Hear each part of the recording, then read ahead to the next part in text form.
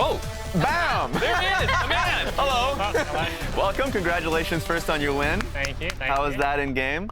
It's the classic do nothing and win, so I'll take it. I think we should just go to the end of it first, which was the front door. You know, a lot of people would say, is it a back door? Because you ended up just literally going straight down mid. Did that shock you? Because you guys knew that they were around Baron, right? Yeah, we knew that they were around Baron, and then when we saw Jinx top, we were like, there's no way that he's alone top by himself. So we assumed that there were more people there, and we're like, we can kind of run it down mid and just end the game.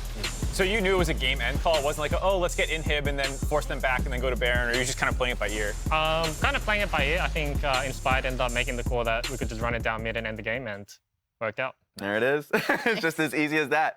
I mean, I guess my first question to you, just because we haven't really had you on and had that conversation with you, new environment, you're on EG now, new colors, like how has that been just in general?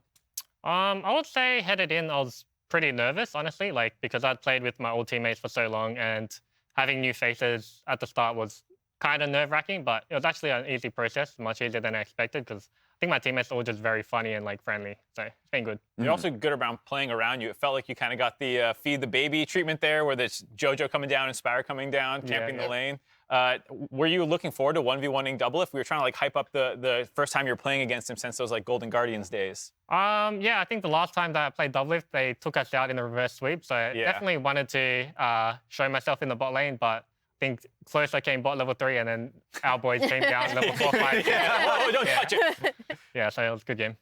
What I want to know is, because obviously you guys had a really like clear-cut, in my opinion, early game plan. And then not just this game, but in prior games, your mid game seems like a lot more scattered. So I guess like what's going on there? What are the comms like? Obviously, this is a very decisive call to end the game and a very clear-cut early game plan. But what goes on in the mid game?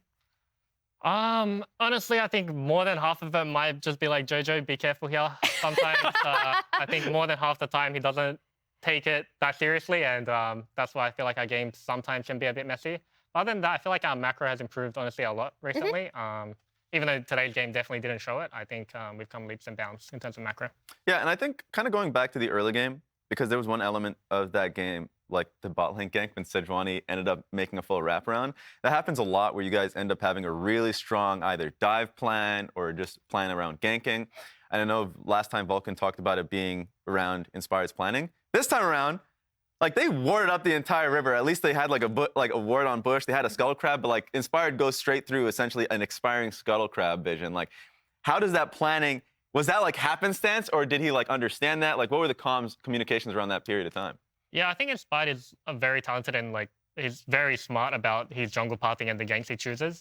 Normally, there's not really like a big plan. I feel like Inspired has a very good idea of the map state, and he's very good at finding these hard to see ganks, in my opinion. Yeah. And yeah, I got to attribute most of it to him. Yeah. There we go. And what I'm hearing right now, since you ended up getting, I think it was Inspired that ended up getting the Pog. I'm not too, so it was Inspired that ended up getting player of the game. Let's like just take a stock of player of the game so far at this point of the split. 80 carries, leading the pack between Prince and Double-It. Fudge is right behind him with actually tied at 3 Pogs. Yeah. That's a lot of threes, you're right. And it's Inspired that ended up getting it to tie with them as a third one. So just like any overarching points that we have of the player of the game, I think for me, the shocking one is 80 carries. Yeah, a lot of 80 carries up here. And you're not. Are you blaming Inspired for that? No, I think definitely I could have done a lot more in that game. In terms of just team fighting and laning, I think I played pretty subpar. So I think Inspired deserves it. He's always very consistent and leads the game well. All right, playing too nice. That's the problem here. All right, well, look, we have you here for a reason. There's that. It's the fact that you're playing pretty well so far up until this point of the split. And also, you get to rank 80 carries. So we got Jack here. Tier list. It's about that time. Yeah. So a lot of times we end up making tier lists because it's like really good content. But now that we have another 80 carry here, We're gonna farm you. we want to farm you for clicks. So what is your 80 carry tier list? Who do you want me to put where? Do you want to start from the bottom to the top? Let's do bottom because Yeah, it could be player by player. Yeah. So I can start for you maybe, but Yeah, he seems like a good. team's been struggling, so it's hard to succeed. I'd probably put. I don't really want to put him solo D tier, but it might have to be. I think I'll put tactical in C tier. but he can also be S tier, depends on the day. So it's like, we need two double faces. Yeah, I always think of that double-lift tier list where he's like tactical with Oh, he good said C mental. tier. Oh, you said C? I thought I heard D. Yeah. Tactical with good okay. mental is the worst. Another one think- that's tough I'd throw out there is like Stixay is a good example of somebody. He had like a really good Callista game versus IMT, but past that, I think the team has been struggling. He's been having a rough time. It's just like trying to figure it out. Also, a new duo, so like that's something I would probably say he's there. Yeah, And his this can support just is pretty be, bad. this can also be just what you feel a tier list has to be. You don't have to be like, oh, you know, he had a Okay, bad game. Like, this sure. guy's good, this guy's bad. Whatever you want to Well, do. actually, I don't think Stixay and who had that bad. I think Golden Gun is actually pretty underrated, so I'll put him in B tier. Oh, there we go. Oh. Him and Yeah, Kenvi are actually pretty good, and Luga B tier. Luger B. I like this. Neo C tier. Yon A tier. Ooh, baby. All right, Now this we're is gonna where pick it's a getting cat. juicy. This is where it's getting juicy. How humble So is Yon in FBI? A tier. Does the S tier himself? In his first split, already top half you have him in. Yeah, I think Yon is pretty good. There are some days where he really runs it down, but I think overall he's a pretty skilled player. And then I'll put Double Lift. You did just win. Yeah, I'll give him SD. I got to put Okay. Double Lift SD. Okay, all right. Respect. I wouldn't say today was anything to do with AD gap or anything, so I'll give him SD and then just put the rest of us all in SD. Okay. Okay, but what about order? Yeah, there's an ordering question here. Yeah, left is best. Well, I'd like to always stay confident, so I'll put myself first. You are allowed to do this And because of then your I own tier will list. put Prince, Berserker, and Double Lift in that order. Bang, just like that. Easy. So when you're getting this information about like who you think is performing well, a lot of the times players will take from scrim. So a lot of this based off of just scrim knowledge, Yeah. or what you're seeing off stage. Yeah, I think a lot of it would be based off scrims, and obviously I think stage is way more important, but we play so many scrim games and you kind of get a feel of each player. So I would say mostly scrims, but also some stage performance too. I like that. How much of this S tier do you think works if these guys are on different teams? Because we That's would like AD interesting. carries have just been so dominant, right? Yeah. But so much of it is also about how these teams are playing around them. So like, maybe this is a hard question to answer, but which of these players do you think is in the best situation for an AD carry to succeed?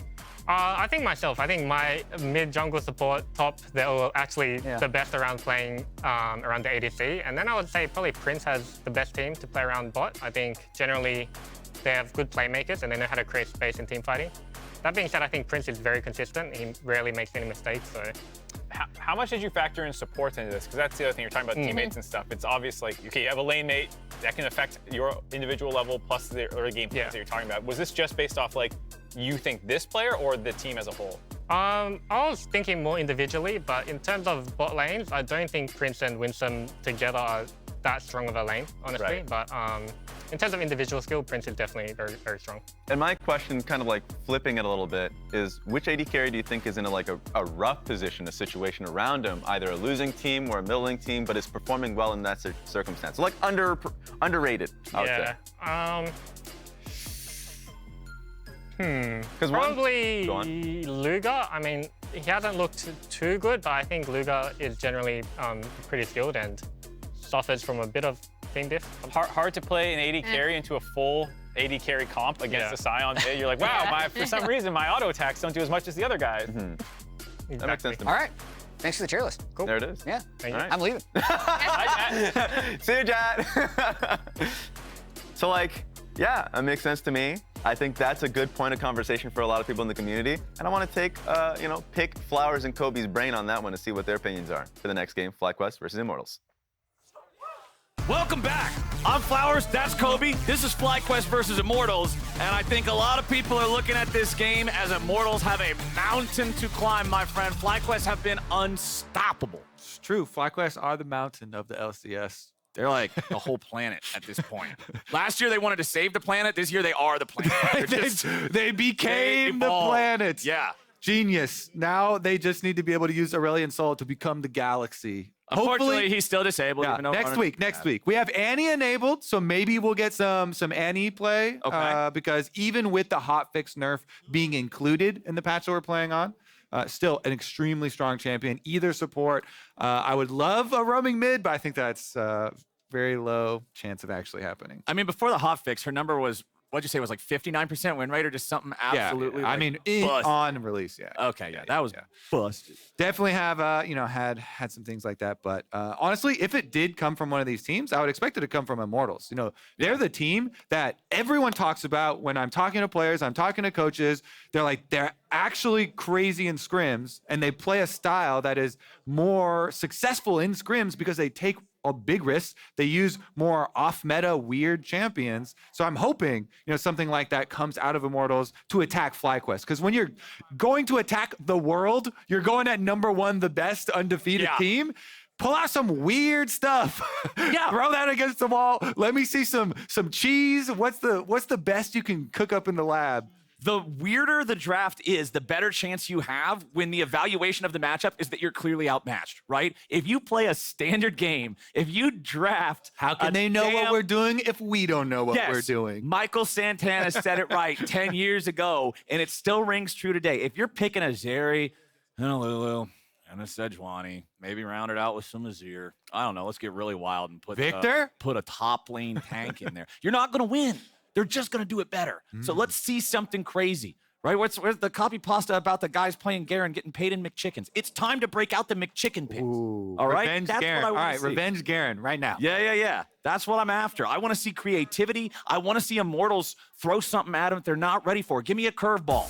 Because they're the team that can actually do it, Sven was on the dive talking about how they've lost, more games to Immortals than they have to Team Liquid in scrims, because of the stuff that they're able to pull out. So let's get right into the draft and see if there will be any interesting twists.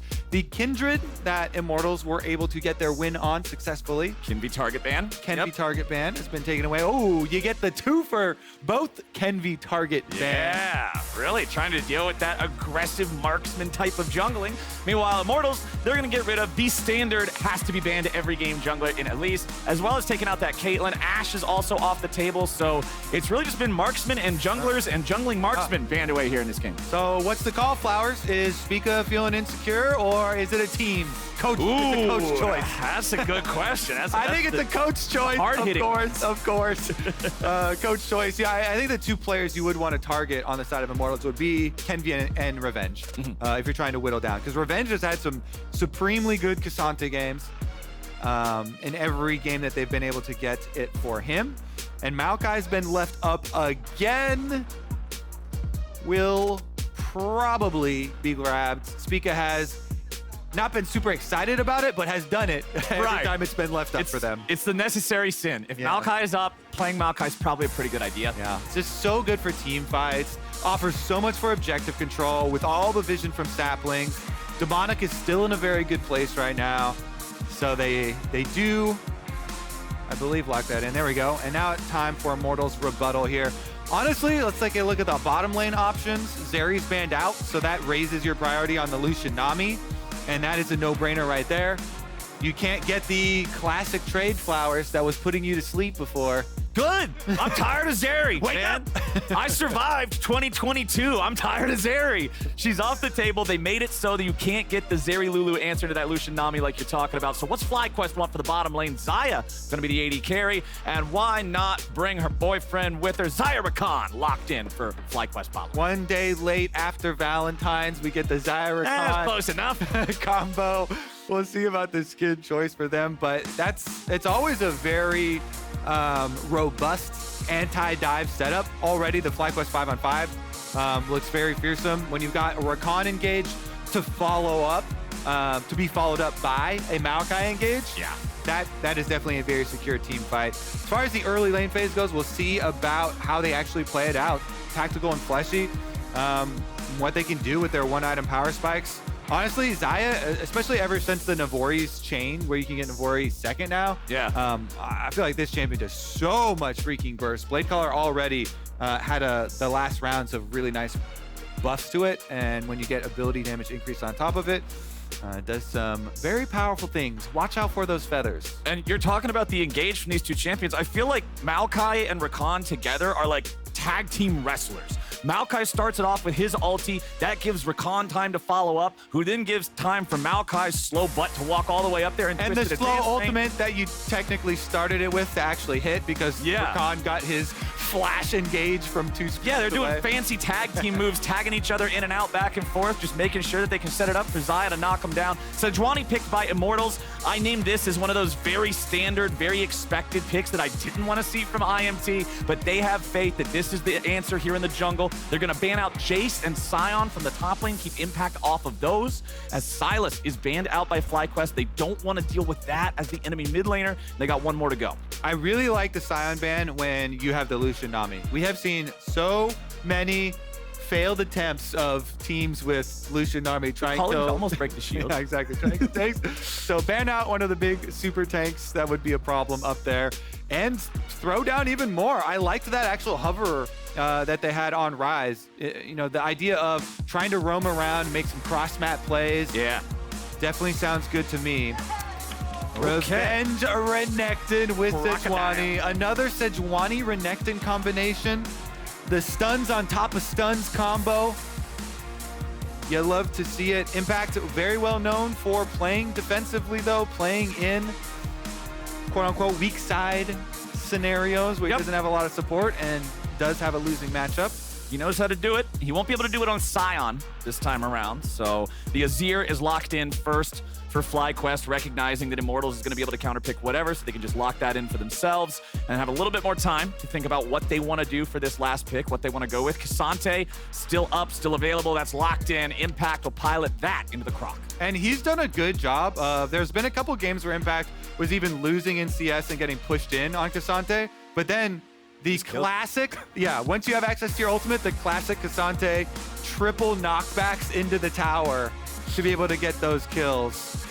We'll see if they do it here, if the Renektons get over aggressive or simply do not respect that spacing. But Immortals do not have a lot of super late game outs. This is a turbocharged, we got to go before they can team fight us into oblivion composition. Of course, it's not like from second one of the game, but we're looking like, 1 item power spikes, looking pretty good for Immortals.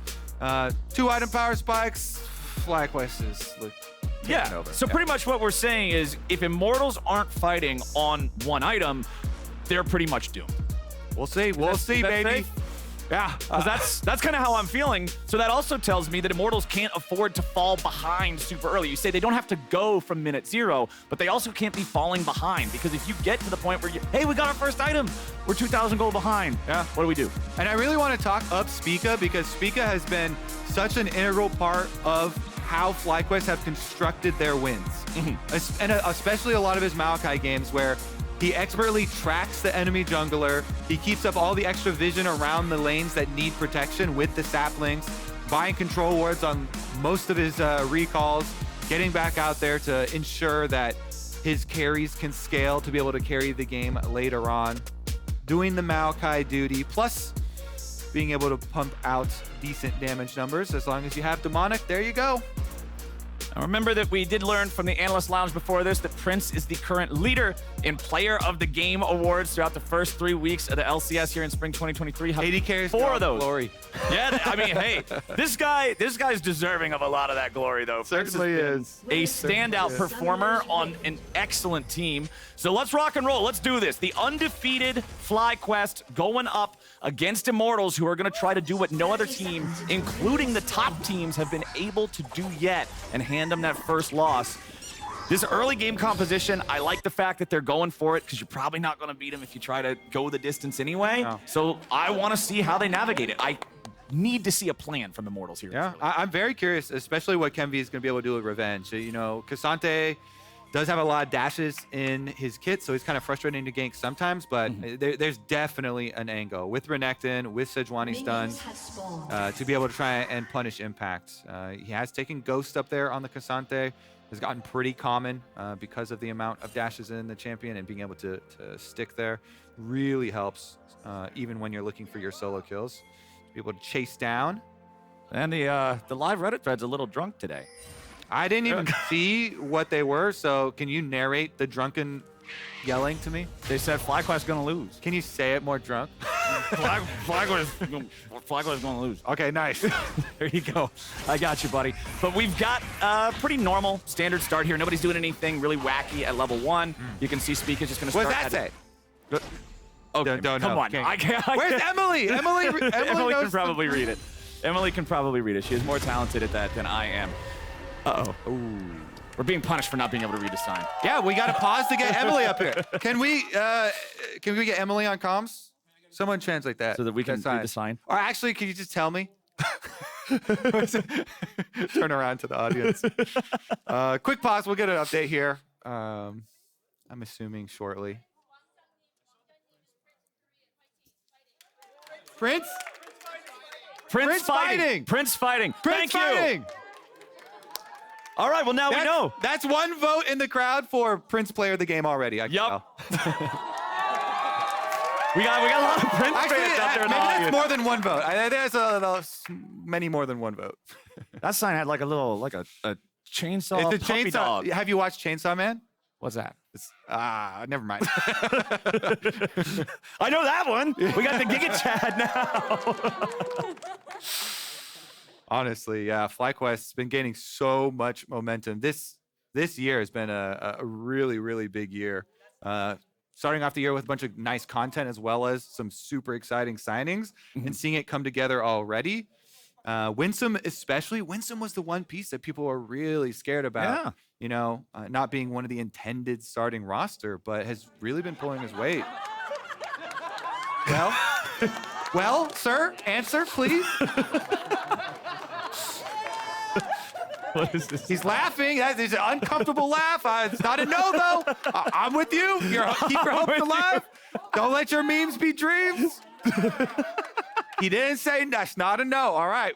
You're an enabler. Yes, I am. Emily's here. Yes. Well, we already were told it said Prince fighting, but This segment is we got There the was a thumbs sign up. that said VicLa, just his name, I thought. Any VicLa fans in the audience? Do we have any more signs that anybody has in Korean so Emily can read them So to I us? can read it? Yeah. She wants to Anyway. practice. We don't want to summon her for nothing. I'm terrible. All right, you're gonna have to write your own sign now. Yeah. Write a sign for revenge, because we need to balance this. There's so much FlyQuest bias in this audience. Where's the Immortals bias? All right. Let's see Terrible. the Emily All right, art we're skills. working on it. All right. Oh, I thought you were gonna write it in Korean. Why would I write Revenge's name in Korean? Why not? The other signs are in Korean. But the guys that they're for are Work in Korean. progress over here. We won't show till it's finished. Oh yeah, you guys can't. No early peeking. Okay. All right, now I have to add something cool. It's looking to good. it. Yeah, Yeah, you gotta yeah. Come up with It's something. You pretty better cool. be cool quick. Say something funny, Emily. Quick. She's adding the shadowing. And Okay, yeah, this is looking good. This is looking good. Yeah. I still haven't gotten an update on the actual pause. I don't know. Have you? The gotten- thing at the bottom says latency issues, so I'm pretty sure okay. it's some sort of issue with All right, latency. latency, yeah. Yeah. Nice investigative work there, Flower. Well done. I got you, bro. Oh, cool. Oh. Don't spoil. I almost spoiled myself. No, guys, I'm not saying it out loud. I'm just saying. Oh, But cool. also, can you incorporate the champion he's playing? Oh God. Yeah, Yeah. yeah, incorporate that. Interior crocodile alligator. All right. That's gonna be good. All right. I feel like We'll let Emily cook. No more Okay. pressure. All right. Let her cook. Let her cook. It'll be good. All right. What's our next game then? Our filler game besides the side game that we got going on, the side hustle. Oh. Here, I can look up the rest of Skarner's lore from when we started reading that 2 years ago. Hold on. Skarner lore. Oh, we got a request to get the other headset on Emily. That's kind of asking a lot from the producers right now. She's working pretty hard right now. She's a diligent I'll artist. just hold it for her. Here, I'll be your mic. I'll be your hand mic. Okay. Oh, yeah, can people not Talk hear us through me? your artistic Hello. process, Emily. So I actually think this is going to end up making it look goofy, this champion request. Okay. But, you know, Yeah. I'm almost done. 'cause That's I what feel I'm like- here for, to make your job more I difficult. feel like I've definitely had more than 5 minutes. Oh, we're going back in Oh. the game, baby! All right. We're getting back into the game. Wait. And we'll keep the Emily sign and show it to you guys afterwards. Emily tore out the paper and gave it to us. Perfect. So we'll be able to use this. If Revenge That's gets a the kill. good-looking croc. Yeah, no, this is actually hella good art. Emily's not balanced, dude. Yep. Emily is the pre-nerf demonic embrace of IRL people. I was wondering which choice of OP thing you were going to go Oh, yeah. with. Demonic embrace is really busted. There's so many. It's OP, man. All right. All right, so let's see what we got here. We're back into the game. Hopefully all the latency stuff is taken care of now. So both junglers playing with the blue jungle pet this game for a little bit of extra speed running out of the brushes when they make their picks. That has become my favorite one. Yeah. I know default one for a lot of people is the Moss Stomper, the green one. The green one, yeah. Yeah, but they did change the way tenacity stacks as well. Spica, meanwhile, speaking of which, he's doing his thing again on Maokai. Goes for the invade, catches sight of Kenvi, but doesn't actually get anything out of it. And so Kenvi will be decently ahead of the Maokai here. Already one camp and is going to be onto the red buff that much quicker. But Spica's just trying to keep that information, especially for mid lane there. So mid lane can keep pushing in. On Azir versus Akali, pre-6, you want to get as much aggression out as you can on Azir, because that's the time where you just get to beat up the little Akali as much as you can, and as soon as Akali hits 6, then it's like, oh no, growth spurt. Oh, I didn't mean it, bro. Yeah, I'm sorry, I didn't mean it. Please don't try and assassinate me, especially with a Sejuani jungle that will bring the extra CC there. So VicLa trying to get the most out of the matchup right now, pushing the Akali under tower. Your goal is trying to chunk him out and try and make him lose out on some CS that way, but Blaze has done a decent job scrounging together and has held onto his potion, trying to make the most out of his Dorian shield. So one interesting thing here too, Spica very delayed getting his second buff. You can see that he actually got the Scuttle Crab before any of these topside camps. So when the second round of buffs respawns, they are going to be desynced a little bit here between the two players and the two sides. Revenge and Impact, they're just really going at it here in the top side, just whittling each other's health bars down. Unfortunately for Impact, he is pretty low on mana, but fortunately for him, a lot of Kasante's spells don't take a lot. The Q only taking 15 means he can still trade back and forth pretty effectively up here. And you can see that there's not really a big advantage being built by either side yet. Just farming it out and having a good time down here in bottom lane. Similar story being told. Ooh, little tri-brush waiting party, but it will not find Winsome as Winsome goes into the river and they get sight of him now. Prince able to get that early recall off, by the way. Always nice to get the hard shove into recalls to get your extra long swords real quick. Culling plus double long swords. Pretty nice little spot for him as Dragon number 1 does spawn. All right, Dragon number 1 is about to be on the table, but nobody's usually super interested in him this early, especially not for a Cloud Drake. Usually that'll get passed up for a little while in favor of other things. We saw in the last game early on, even though we're on the new patch, trading the neutral objectives continued to happen early on between the two squads. Akali level 6. Yeah, and you see, since double-elimination felt a lot of pressure from Prince getting that early recall off with good wave control. If double-elimination felt pressure to go back and get his recall off to get his Noon Quiver to try and stay competitive. Double lift. And so he was in the last game. Yeah, I mean, I saw Lucian. I think pocket pick. Yeah. Okay, I can respect it. That's strong brand association. That is very strong brand association. That's an old YouTube video. Tactical, yeah, excuse me. But anyways, Tactical gets back, loses out on a few CS at the tower because that was pre-cannon minion wave. So yeah, good job there by FlyQuest getting the nice CS lead for themselves, plus being able to get the second recall off for Prince to actually combine into his Noon Quiver as well. Okay, so we've got our solo laners hitting level 6, junglers around 4 and 5. Maybe we get some action here in bottom lane. Spica's thinking about it. Flash! Follows him all the way back underneath the turret, and they're ready to follow up here with a Xayah Rakan. Tactical is first blooded, and Spica is once again the best kind of enabler for FlyQuest. Yeah, don't you love that twisted advance? That was a very long twisted advance following the flash and the dash. Spica gets it done yet again, Flowers. So much work for this FlyQuest squad. There's a lot of stars. It's a star-studded lineup here. Yeah. But he's done a really good job with the utility, and now he's going mid. Oh, VicLa about to get solo killed by Ablazeolive. Yes, he will. It ends up getting traded because Ablazeolive has to stay underneath the turret with Spica approaching. 1 for 1 there in mid. And he does the nice thing, shoves the wave into the tower here, so it will reset, bounce right back there. Honestly, that's that growth spurt we were talking about. Akali, level 6, access to the ultimates. Pretty close there with the flash under tower. Now the Azir has to be even more scared though, because VicLa, teleport, flash, both used after that interaction. So next time Ablazeolive gets the ult up, I think Immortals got to make the call. Sejuani, come pressure VicLa. No flash Azir. You know, Akali, once you get the ultimate back, will look really nice. And so Blaze did the key part. He hit his E before the ultimate went off, so then he got to follow his E2 all the way through under the tower, and it's still worth it. Getting the kill, plus the flash advantage. Again, Immortals wanting to play around that one-item power spike like you were talking about back in draft means that trading these kills early on ought to be fine. But it is FlyQuest with a 1.2 thousand gold lead here nice and early as Winsome jumped in looking for tactical there, but it's not going to find him just yet. Prince level 6 on the Xayah means it is difficult to deal with these guys in the 2v2 because you can't focus the one that does damage. Prince able to avoid a lot there with proper timing and usage of that ult. No flashes available for either one of the FlyQuest bottom lane players still. Kenvi sniffing that one out as well. Wants to try and punish it, but nice little ward there. Does allow plenty of time for Spica to come match. Alrighty, 3v3. We're gonna get some 3v3 action. I think Kenvi just disappeared back over the wall. He's Gromp farming. Yeah, just keep pushing them out. Spica with constant attention towards the bottom side of the map. This is, you know, classic FlyQuest play here. Impact on top side, doing just fine at his tower, farming up on Cassante. Weak side ping. And Spica playing around. Bottom plus mid. He actually started up the dragon and then stopped dragon. He let it leash back for this ult attempt. There is no flash available for tactical. Kenvi steps in just to make sure there's no dive coming out from FlyQuest. So they fire off the Spica ulti. They don't really get much for it. Interesting now because there's a jungle mismatch in addition to a mid mismatch here. So I want to see if Immortals can force it. No flash here, no flash here, no ultimate here. And everything is ready for the mid jungle for Immortals. Okay. Definitely seems like a good area to try and attack. I know the bottom is also definitely a worry though.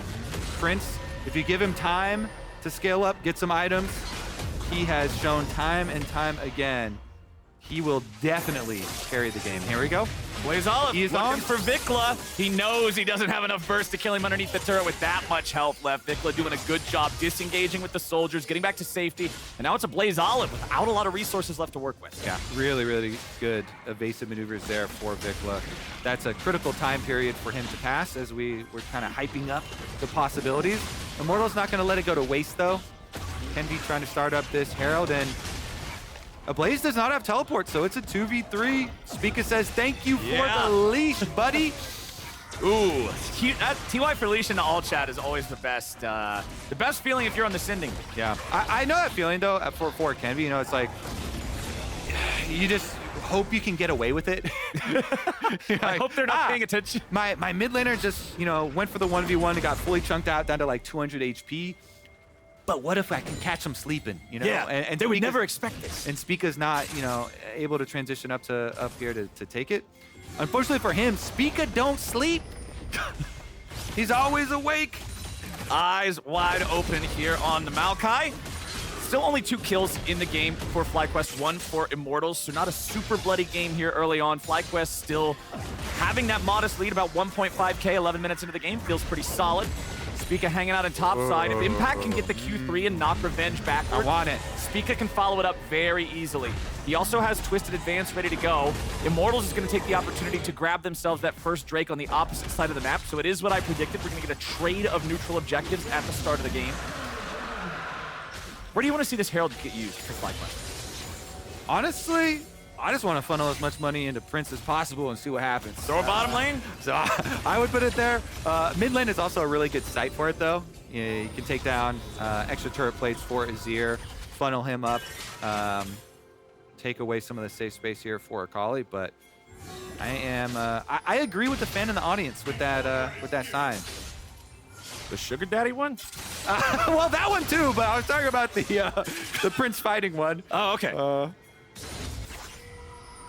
Well, let's see if they can get anything done down here. Doesn't really look like they're going to bother with it. They can see the ward spotting out Kenvi there as he's going to go ahead and looks like complete that recall, head on back. Nope, not quite. Spica also heading down here now.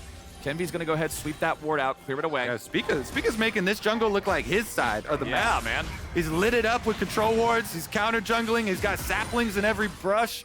He does have to leave without the big prize of the large wolf. Yeah, his smite just came up. Had 2 or 3 seconds left on that. He knew that if he took it down to smite range, Kenvi was pathing up there and could just steal it away, so he lets it go instead. But look what he's been able to accomplish. If we do like a heat map of Spica, we go like real big dark red down here. Okay. And it's a little lighter red around this area. And you just leave the whole top side of the map to their own devices, and guess what? And you've got Cassante scaling evenly against Renekton and playing right into FlyQuest hands here. So we've hit a kind of critical time period for Immortals with the Gale Forces now done for tactical. Okay. Ignite, Flash, Gale Force, Lucian, and Akali with ultimate ready for Ablazeolive as well. I really like this Crown of the Shattered Queen purchase from VicLa as Prince decides to go in for the fight, and the follow-up's right there from Winsome. Fleshy's gonna burn away as Tactical wants to get one back into the FlyQuest AD carry, and he's found it. But now the culling won't be able to deal enough damage. Kenvi's gonna show up, try to keep Tactical alive here. Winsome jumps right back in for a grand entrance and a grand display here with a double kill. Kenvi wants to chase him down, pick this one back up, get Immortals their 3rd kill, and he'll do that. All 4 bottom laners dead in what became a 2v3. Good, as it should be. You don't like bottom laners, Kobe? All bottom laners are out of the game. Honestly, Kenvi picking up the last little straggling one here. Not ideal for the game plan here for Immortals. Let's take a look at this one, because Prince gets really aggressive with the attempt to get a really big blade collar. Oh boy, we are just going straight in for the dive here. Impact using the all-out to get himself away from the turret aggro. They end up getting the kill. They get everybody away. VicLa's gonna disengage Ablazeolive, but he wants to re-engage now and keep chasing these guys down. Once he steps out of the smoke, he'll have to be a little bit more careful. Impact jumps back in. He wants to go after Ablaze. Not a lot of cooldowns left on the Akali, but he's got plenty of burst, plenty of damage, or does he? No way! FlyQuest just smack him in the mouth. All right, round 2 then, Flowers. Keep it going, baby. Immortals now with a 3v2 at bottom side, but it looks risky. And Kenvi's gonna finish clearing out the vision. They do know there's still no ult on Prince, but yeah, with Flash, you know, the blade collar is already hitting, so it's tough. Definitely gets really scary. All right. Let's take another look at this. Spica wrapping around. Certainly is. Spica has been spending so much time in the enemy jungle. Wraps around, he takes the Krugs very, very quickly here. Then they set up the dive. You see Azir's already coming, so Maokai ult from his own base, plus the Azir gonna be here just for the defensive peel. Nice execution on the dive with the tower juggling there. Spica able to use the Twisted Advance. And as you know, it has a devastating outcome for Immortals, but I think Ablaze wants to go for this 1v3 because they feel the pressure mounting in this game, and they know if they just let it continue without any risky plays, then you're going to slowly lose by default. So he was trying to save something, get something back. They had just, you know, lost kills on both sides. They did not draft a composition that successfully plays modestly. They have to take risks. They have to go for some of those crazier plays. And it was close. Yeah, I mean, when you're on Akali and you see 3 champions with 150 health left, I'm not going to blame you for going after it, but FlyQuest had the coordination to shut it down. Uh-oh, all out. Impact's ready to go all in here for the fight. 1v1 against Revenge. Dominus, is it enough? Yes, they're going to lock him down, and Kenvi shows up to save the day. Kenvi saves the day for Revenge. Will that result in much? Bottom side's going to be able to get first tower bonus for the game for Prince. And they're going to be able to get Dragon for FlyQuest. So it'll be another Dragon for Rift Herald trade, but second Rift Herald not worth as much as the first one. And so FlyQuest pretty happy to get Ocean Dragon here for themselves. Yeah. Plus getting the tower down and Prince being pretty wealthy. Prince at 162 farm, currently the highest in the game, tied with Revenge, who just hit that same mark. as it's going to be another dragon, this time going over to the side of FlyQuest, and it's Immortals taking the Rift Herald on the other side. So again, trading these neutral objectives as they spawn, but they're going the other way around this time. We'll see if Immortals can get a whole lot of use there out of that Herald, see if they can knock something down, make up some of this gold deficit, because we're in that reality that I was worried about for Immortals. They're on their one-item power spikes, and they're down over 2,000 gold. Yeah, they've got the Gale Force plus Mandate Lucian Nami combo. This is why they banned Zeri with their third ban in the first phase and are able to take it up. This is the leverage that they wanted. We'll see if they can actually get any value out of it, because so far it looks like it should be an easy rotation now. With bottom lane tower down, they just bring Prince and Winsome over to mid lane, shuffle the Azir up to the top side, Impact, put him down, bottom side, Unleash Teleport is about to come off cooldown, and they should be able to push in bottom and continue on the pressure towards this mid tower. There's only a pretty small sliver of health left on that one. As the recalls do get interrupted here. How do we feel about first item Warmogs on Sejuani here for Kenvi? I actually still like it. Okay. I would need to click on and check and make sure, but Sejuani does go quite nicely with health. Gonna make it easier for him to face check rushes, take some damage, and continue to stay out there with the team as well. Impact and Revenge getting in a 1v1, but we got a 3v3 back here in mid. Kenvi's just gonna be focused here at the very start. Calling from Tactical doesn't get a whole lot done at all, and Prince shreds through that health sponge that is Kenvi. FlyQuest pick up one in the mid lane. Meanwhile, down here in bottom, they're looking to make it a second. Revenge goes over the wall looking for the blast cone, but Impact ready to stay right on top of him. Revenge keeps on running. Impact needs to close a little bit more distance. Wants to prime the Q on the Gromp, so he's got the Q3 ready to go. Juggles him right on back and cooks him up. Spica gets the kill credit, and back in mid, Tactical and Fleshy now have to try to defend.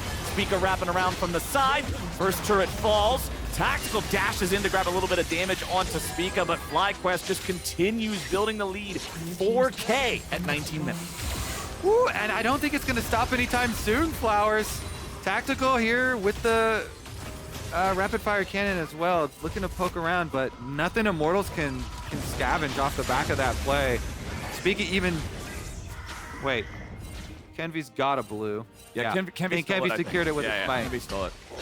He stole it from his own buff from his own jungle. But honestly, I agree with the sentiment there, Flowers, because Spica's been in that jungle just about as much as Kenvi has. Here's another look at the interrupt on the teleport.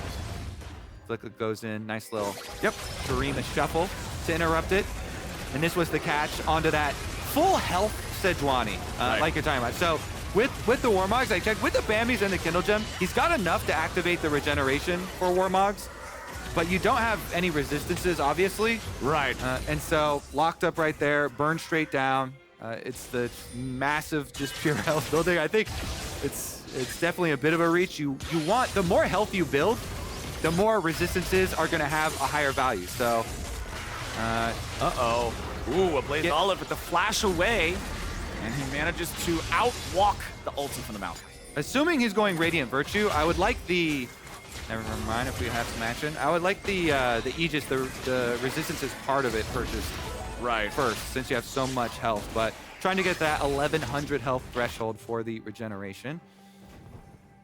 Ablazeolive just going to go ahead, stay up here in the brushes. He's still got his ulti, but he does not have his flash. Remember, he had to use that to escape from what FlyQuest was planning to collapse on him. Kenvi's also going to go up here and shadow this just to make sure Ablaze is able to stay out of trouble. Spica and Winsome rotating up here, looking to apply even more pressure. But they know that Kenvi's nearby. They don't want to try to force anything into a 3v2 against the Akali that can dodge away from everything with the smoke, and a Sejuani that does have almost 3,000 health at this point. And relying on the passive. But they don't have much of a jungle, Flowers. You just saw, a screen grab of the blue being contested. Now Spica actually successfully takes the red. And FlyQuest are not going to apologize about it. No, they're not sorry. They will walk up, take your jungle, just leave and refuse to elaborate. Dragon will come up next. They'll probably take that as well. Honestly, I'm trying to craft some sort of setup for Immortals where they can change the outcome. It might even feel too far away already, because you've got 2 items on VicLa Azir in addition to worrying about, you know, Prince with the quick blades already done. We talked about how much the blade caller just gets massive benefit from that, and you can have this big burst damage. Well, guess what? Prince also has, VicLa has freaking Shadow Flame, so. And Impact's got Sunfire Cape now as well. I mean, with the enemy magic damage is a Sejuani and an Akali that can't be bothered trying to burst down. Tactical's almost dead already from the Shadow Flame Azir poking him down. You said in Champion Select, 1 item, good for Immortals. 2 items, not so much. Yeah. And here we are. And this is even like reversed timelines where FlyQuest got ahead early. Yeah. Really, they're really showing why they're the #1 team in the LCS yet again. So what do you want to see from them here then to make this as clean as possible? Because we just got off of a game that was not very clean. Oh yeah, just the very last ending of that. That one. All right, so we can cross that one off the list, right? We don't want to see a Baron for Nexus trade. Yeah, no Baron for Nexus trade. Gotcha. Even though Baron is worth more gold than the Nexus, generally you do not want to be trading those. Actually, that's a good point. Yeah, Nexus only worth 50. Cannon minion's worth more than that. To actually answer your point, though, I would want to see FlyQuest just push it to the limits. Play all 3 lanes. You know, usually when teams are ahead, you're like, okay, you know, all you have to do is reduce chances for the enemy team to come back. But you know what? Forget it. Play all 3 lanes. Pressure Immortals as heavily as you can. They're going to teleport. Double teleport flank. Man, that blade caller just cut him off. Tactical goes over the wall, but he still drops. Now you got a Ablazeolive in the middle of everybody on FlyQuest. 1, 2, 3, line them up, knock them down, and move on over to Baron. It's way too easy for FlyQuest. Yeah, that was definitely a knockout. Double teleport from the side lanes. Didn't even see how it started out, the engage onto Prince, but Prince didn't have to flash. He just used his ultimate and his heal. He survives. Winsome with the flash as well, and let's take a look at how it started. Okay, so they were trying to contest the vision. Then they're looking to actually contest. They just saw him clear that ward. Fleshy flashes the knockup. Prince with a big ulti into Blade Caller. The quick blades empowered, man. Oh, man, and he got the last kill over the wall as well. Beautiful. Gale Force active, chased Tactical through his flash to finish him off over the wall. Prince is too good, man.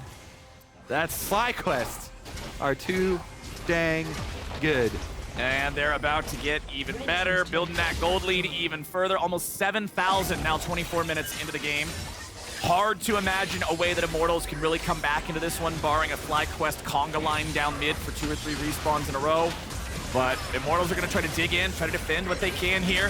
Kenvi throws out the ulti. He finds Spica. It's not going to do a whole lot. The counterattack from FlyQuest is ready to go as Impact approaches on the flank. He's going to keep Tactical out of the fight. Just jumps into the middle of everybody. And there goes your shuffle. And there goes Immortals. FlyQuest just slam them in that fight, and they got 5v3 here for the next 35 seconds. Prince goes up into the ulti here, dealing with Tactical and Fleshy after the fact. But they got Baron, they got man advantage, and they got a mid-wave pushing up. They've got top lane pushing up as well. 4-1 split push with the Baron empowered minions, and there's no reason to stop. Immortals getting pushed off their own tower down here in mid, while Azir takes care of the top secondary one. Oh no.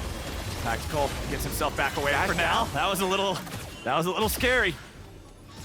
All right, he's cool. He's cool. Yeah, brush it off, all right. FlyQuest making quick work of these defensive structures though. 25.5 minutes into the game. Let's see, what was this one? The bump back on the Sedge. E2 is attached to Spica. They Sejuani ult Spica as well. But then, once the Maokai ult turns it around, 3 of them rooted. Yeah.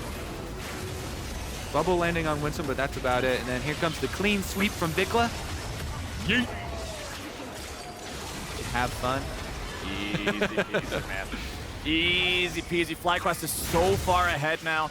You can see, and even if it's not like Spica's in any danger there, he can block those Sejuani ultis all day. Yes, he started with first item Demonic, but now with Jack Show completed as the second item as that Mythic, he's plenty tanky. He's not afraid of soaking some damage here on the front lines. Impact building towards his third item as well, which third item already completed for Prince with a Bloodthirster. I just don't see a world where he dies. Same, my friend. Same. Now, Immortals, let's see. They keep Akali split pushing right now. You can see top lane, but FlyQuest have so much damage. I don't even know if Akali gets to get up to the turret, much less take a side turret for an objective bounty. Yeah. Baron might be gone, but FlyQuest don't even need it. Kenvi's here on the front line. He's going to be the target at the very beginning. Normally, you don't want to start off going through the tank, but FlyQuest, man, they're so far ahead. Kenvi's taken low, but he ain't dead yet. Ablazeolive jumps in, but he has to immediately jump right back out. Impact nearly killed off by the calling. Tactical trying to defend. Revenge is dead. It's FlyQuest now looking for more as VicLa jumps forward, turns toward Tactical. Soldiers catch him for one last stab there at the very end. Impact went back to base. Now he's going to use the teleport to make sure that minion stays alive long enough to force down the first Nexus turret. FlyQuest look like they want to end just right here. Ablazeolive jumps in the middle of everybody, immediately dropping the stasis so he stays alive. Kenvi's your next target. Impact not afraid to soak the damage from the turret even further. Gets a shield, jumps right back out of the aggro range. Winsome and Prince just killing him on the steps of their own fountain. Tactical nearly dead there, doesn't quite fall, but the Nexus is exposed. Immortals are trapped in the fountain. And FlyQuest is just trying to pad the stats a little bit more, get some more of those player of the game, player of the week, get some more statues, man. Ablazeolive, Tactical, Immortals, they can't get out of the fountain. FlyQuest are just messing with them. Come on, boys, how long is this gonna take? Spica fires off the ulti there, locks down a couple. Not quite enough damage, the Nexus falls. FlyQuest remains undefeated. Really nice, especially early stages, you know, before they got so far ahead of controlling it. Spica, constant invades in the jungle. Prince with a pretty nice little outplay down there. He ends with the maximum gold bounty on his head as well. Yeah. Maybe we carry those over for FlyQuest, carry them into the next games. And I mean, Spica, I believe, was the only player on the FlyQuest side who didn't die that game. 0 deaths on the Maokai, everybody else dying exactly and precisely one time. This team is good, man. They certainly are. And they remain at the top for the first day of Super Week. And honestly, they had the hardest part of their schedule in the first round robin earlier on. They've already played the other top teams and defeated all of them. Their schedule for this week is not incredibly difficult. I believe tomorrow they're up against TSM. Looks like TSM and CLG are the only two teams in the league that haven't played and lost to FlyQuest. Well, they're gonna have a momentous challenge in front of them, as these guys have just dismantled everybody that's come after them. Even when they played the other top teams, they took them out pretty easily. And they showed that they didn't fall into any sort of a trap against the lower ranked opponent today with Immortals either. They are scary. Absolutely the team to beat here in the LCS. Spica just enables everybody. Impact, the weak side king, just put him on whatever he needs to play and he's gonna get it done. VicLa knowing how to deal with the aggro and the power of the Akali. And then Prince and Winsome. Man, Prince is just really good. He's really good.